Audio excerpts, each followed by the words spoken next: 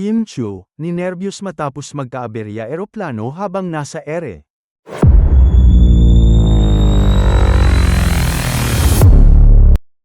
Hindi lamang nagpanik, nag-alala rin si Kim Chu para sa kanyang kaligtasan nang mag-abiso ang sinasakyang eroplano na kailangan nilang bumalik ng Manila dahil sa technical issues.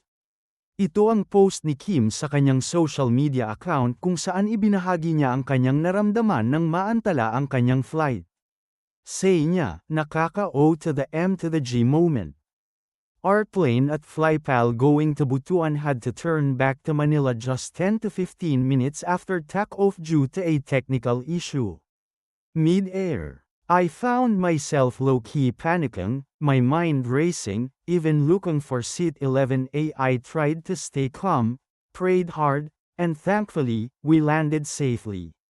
What a morning! Back in Manila, ipinaliwanag ni Kim sa kanyang My Day na dahil sa kababasa ng mga balita kaya tinamaan siya ng nerbiyos.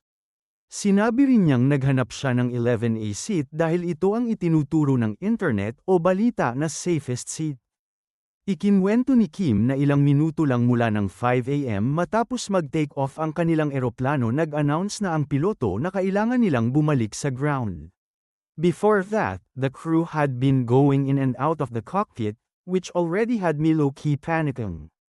I tried to calm myself by sleeping it off. Pero nang magising siya at nalamang nasa ground pa rin sila, kung ano-ano na ang kanyang inisip. Nagdasal na lang daw si Kim nang muli silang bumalik sa ere para sa kanilang paglalakbay. Hindi magawang mag-back out ni Kim sa flight dahil sa kanilang commitment para sa isang out-of-town show.